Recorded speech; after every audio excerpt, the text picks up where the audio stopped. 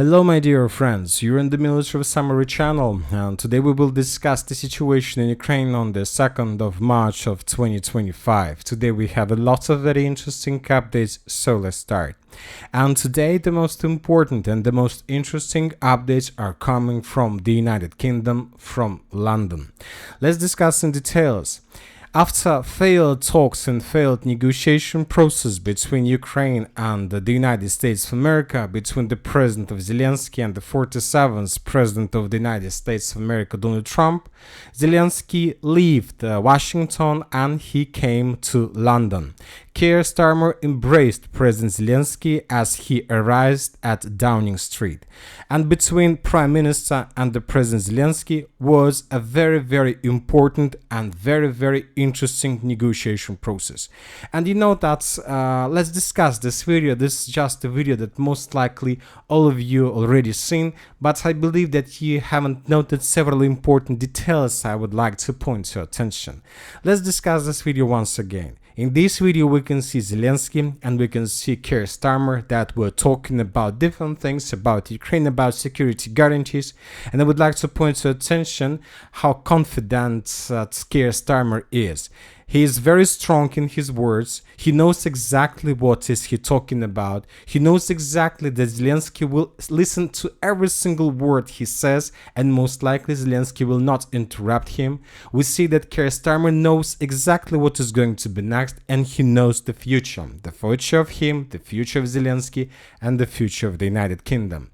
And when talking about Zelensky, always smiling. Didn't interrupt Keir Starmer even a single time. Very happy. When talking about Zelensky, it seems that he is a student that came to the first lesson of the teacher in the college. He was talking as if he was talking with a king or even a new emperor of the world.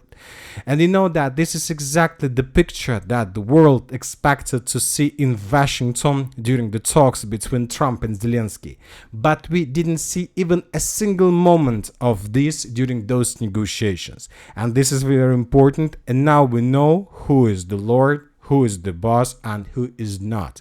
And when talking about this video, and now talking about different events that took place today in London and events that are going to take place in London, one thing comes to my mind, that the situation completely changed. We are entering completely new era, and something tells me that old empire has risen again. Let's discuss additional events from the United Kingdom. Today there is a summit, as you know. Maybe by the time you watch this video everything will be finished, but when I was making this video everything just started. In this moment we can see always happy Mark Rutte, the Secretary General of NATO, and probably new Lord of the World, Keir Starmer. Then we can see Ursula von der Leyen that also arrived on the territory of London. She is also very happy to see a new boss, probably of their community. In this video we can see the Prime Minister of Canada. He is not so happy as the previous two, but he also very confident, and he knows that maybe the United Kingdom will protect Canada of becoming the next state of the United States of America. In this video we see completely unhappy Olaf Scholz, and we understand most likely this is his last summit and then he is going to go to history. In this video we can see the Prime Minister of Poland, Donald Tusk. Right before visiting United Kingdom he said that 500 million Europe asked 300 million United States of America to protect them against 140 million Russia. Obviously sounds nonsense. And they have arrived on the territory of London. Probably the last one who came to London was Zelensky himself. This is the moment when he came. He also very happy. He knows what's exactly going to be next, but during all these things, there were two important details I would like to point your attention.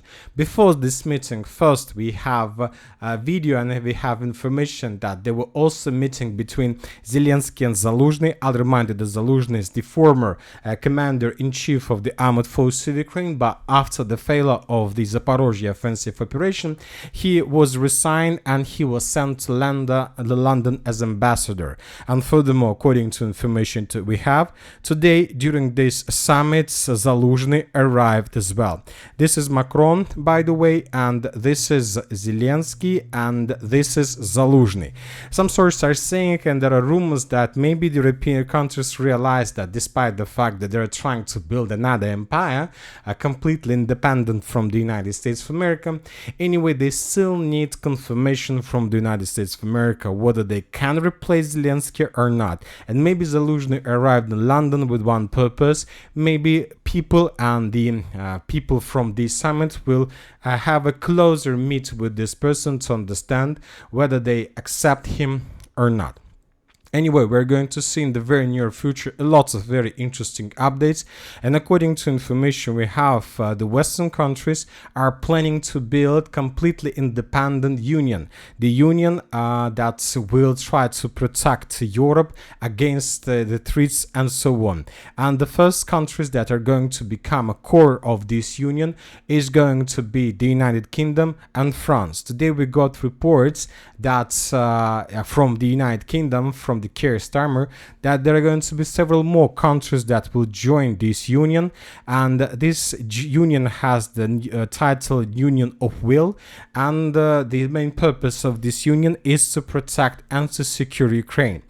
Furthermore, according to information we have, most likely the third and fourth country of this union is going to be most likely Poland, and most likely this is going to be maybe Germany. But as for now, it's very early to talk about Germany because the elections just ended. Olaf Scholz is going to lose his position in the very near future, and most likely he will be replaced by Friedrich Merz, but for now it's too early to talk.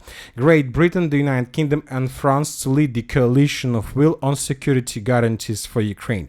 UK Prime Minister Keir Starmer announced that United Kingdom, Great Britain and France will lead the so-called coalition of will tasked with developing a plan to end hostiles and provide security guarantees for Ukraine. The plan will be discussed with the United States and one or two additional countries. According to my opinion, this is going to be Poland, and most likely this is going to be Germany. Now we've agreed that the United Kingdom, alongside France and possibly one or two other countries, will work on a plan to cease hostiles and will discuss the peace plans with the United States. Key details: after strained relations between Trump and Zelensky, London and Paris decided to craft their own plan to present to Washington.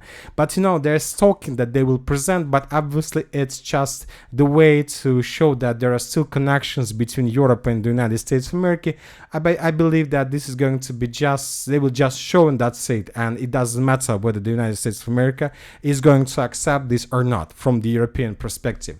Security guarantees for Ukraine will be worked out within this specific coalition rather than across all of Europe. Starmer confirmed he discussed the matter with Zelensky in London as well as over the phone with Trump and Macron. So American participation in security guarantees remains a subject of intense discussions. Great Britain will continue diplomatic consultations to align with West's confident and unified stance on Ukraine's future peace. Of course, they're doing this, but obviously Russia, once again, will never accept any foreign troopers on the territory of Ukraine. And this is also another problem on the same level with the problem of the security guarantees from the United States of America. Anyway, let's wait and see what is going to be next. But obviously, we can see that we are entering, once again, completely different era, the area of imperialism. You know that this is a very important thing that I would like to discuss with you. What is the imperialism, if you don't know? Is the highest and the final stage of a capitalism characterized by the dominance of large monopolies, competition among major capitalist countries for raw material sources and markets, and the exploitation of foreign territories and people. Additionally, imperialism may involve the creation of colonial empires, destruction struggle for hegemony and the formation of transnational financial oligarchy. In a political sense, imperialism refers to a state policy based on the use of military force for various forms of foreign policy expansion, including territorial conquest, the establishment of colonies, and the imposition of political or economical control over other nations. Since the beginning of the 21st century, we had several countries that already entered this type of economy, this type of functioning. We're talking about, of course, Russian Federation. We're talking about Turkey. There are also this country that entered imperialism. The United States of America, since the beginning, was completely, let's say, showing this policy. And now we see that Europe, completely separately from the United States of America, from NATO, is also trying to enter this stage, this era of imperialism. But of course, for these purposes, first of all, they need their own army, and most likely Ukrainian army is going to be a part of this policy of London, Paris, Berlin, and Warsaw. Now let's discuss the situation on the ground, and first we're going to talk about Sudzha. While the European countries and the Western countries are trying to find a solution, how are they going to fight with 140 million Russia? The Russians continue their offensive operation, destroying the Ukrainian army in the Sudzha direction. According to information we have just small changes on the ground in the Russian favor. The neutral mappers reported that as a result of offensive operation, the Russians managed to take under control the northern part of the settlement by the name of Zhuravka. So not so huge, but obviously the Russians are moving, and I'm not sure whether the Russians are going to move further, but obviously they managed to complete their main task.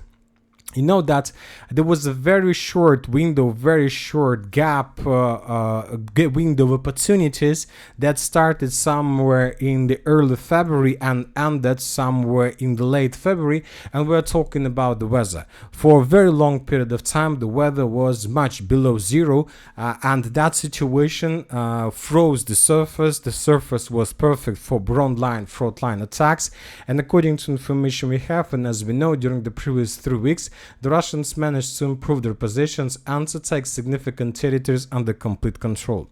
And those Russian attacks allowed the Russians to shorten the distance between their positions and the main supply road, for example, N07 road between the city of Sudzha and the city of Sumy. And now the weather is getting better. The weather is getting better. Today there was +3 by Celsius. Tomorrow is going to be even better. And the Ukrainian sources are saying that probably by the middle of February, the temperature will be around 10 or 20 by Celsius, which is very good weather, very hot weather, telling the truth.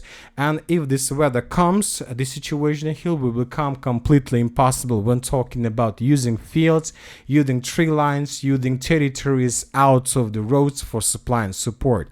And obviously this will force the Ukrainians to stick their supply and support just along N07 road, because it's impossible to use fields for the same purposes.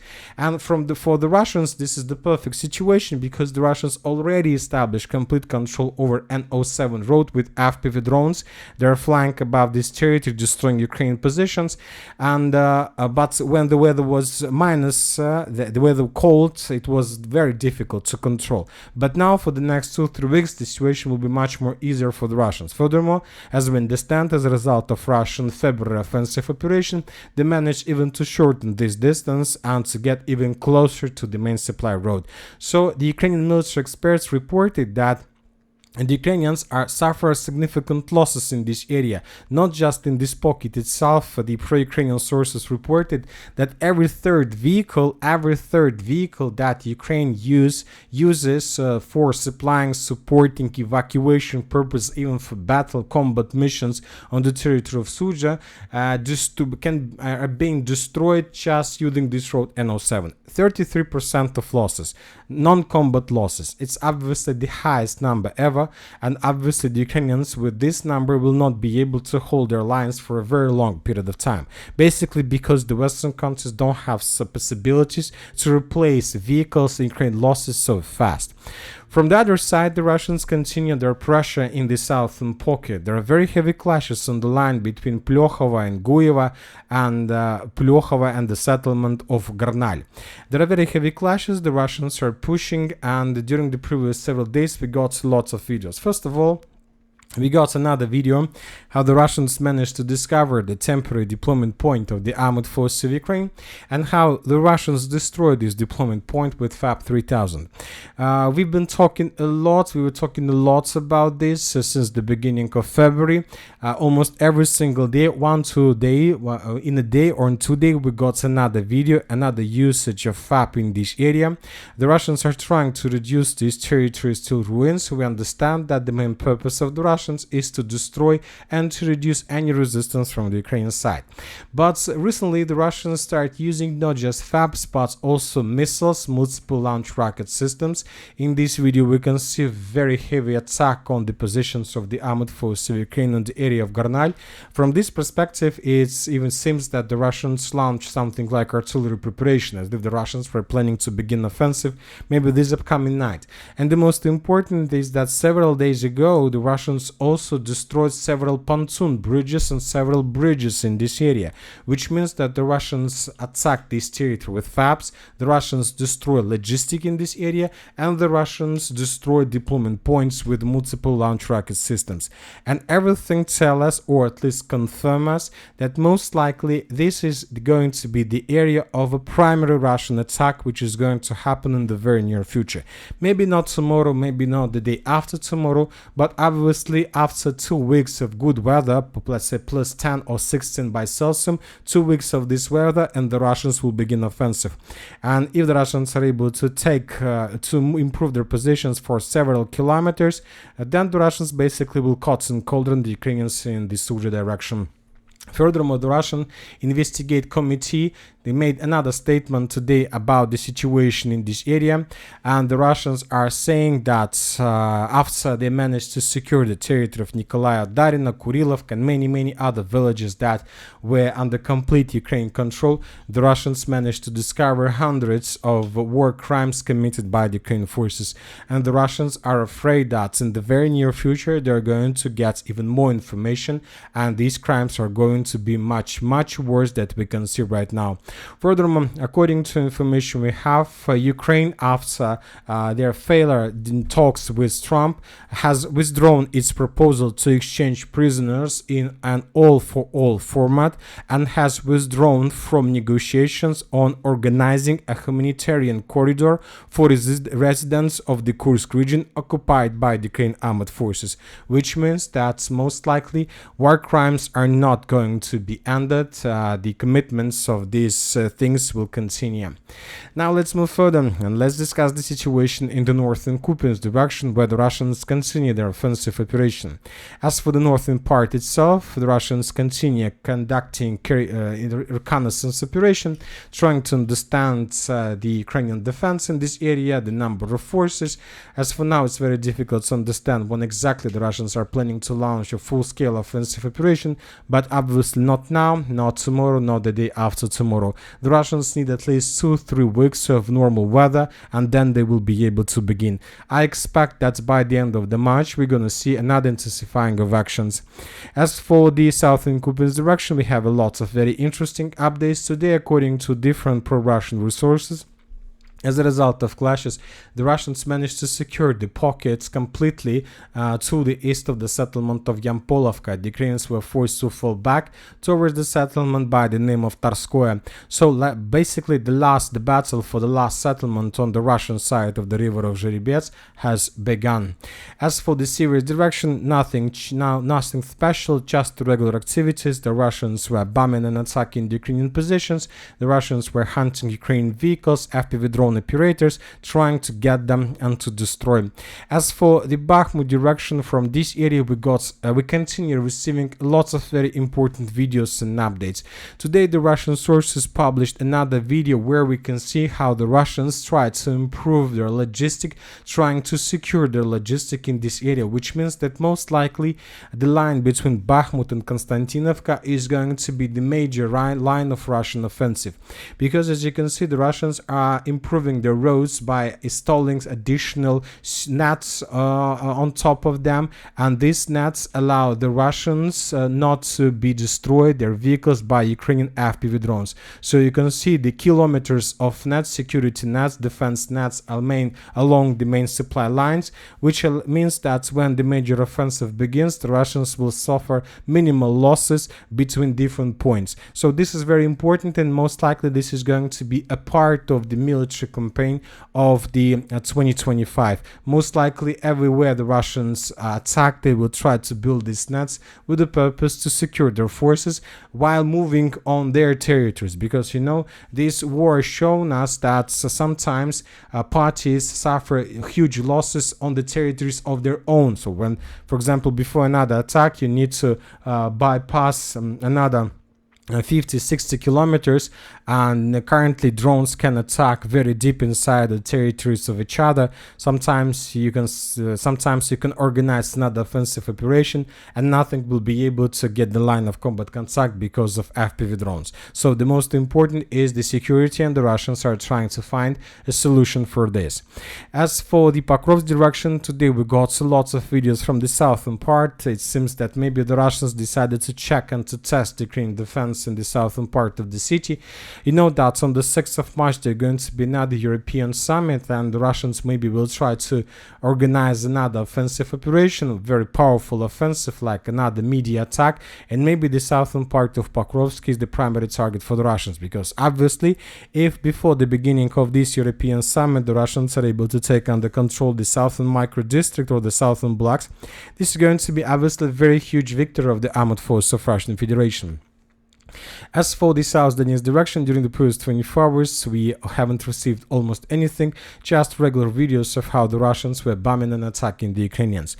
Probably the most important updates from the southern part of Ukraine are coming from the settlement of Gulay-Polye. We have several videos how the Russians bombed and attacked the Ukrainian positions on the territory of the settlement. Several temporary deployment points were destroyed, but probably the most important update is coming from the Zaporizhzhia nuclear power plant. According to information we have, for the first time the IAEA has deployed personnel to the Zaporizhzhia nuclear power plant through Russian occupied territory or Russian controlled territory without Ukraine's consent and despite European warnings, according to the media reports. I'll remind you that in the beginning of February of 2025, the IAEA organization was trying to rotate their personnel in this area, but that attempt failed because Ukrainians began bombing and attacking these inspectors with FPV drones, mortars, and so on. And it was very interesting why the Ukrainians are doing this, why the Ukrainians don't want to, let's say, to complete this rotation process. Now the IAEA organization and the Russians decided for the first time to make this rotation through the territory of Russia. The previous roads of this rotation was first along M18 road from Zaporizhzhia in the southern directions towards the settlement of Kamenska, and then from the settlement of Kamenska under Russian security through the settlement of Vasilievka, then in the direction of Energodar. So basically these are the roads for rotation. But since the beginning of this year, the Ukrainians were trying to, let's say, they destroyed every single attempt. They ruined those attempts. So that's why the Russians decided to do it through the territory of Russia, which is very important because now the Russians and IAEA organization are completely independent for Ukraine, which from the other side means that now there are no problems and no barriers from the Russian side to attacking the direction of Zaporizhzhia, because this road is no longer being used by the international organizations as a rotation, let's say, corridor. Which means that maybe in the very near future something big is going to happen in this area as well. And that's it for today. Military Summary channel reminds you to condemn any violence in the world. Thank you for watching. Subscribe to my channel, put your likes, join my Patreon, and have a good day. Bye bye.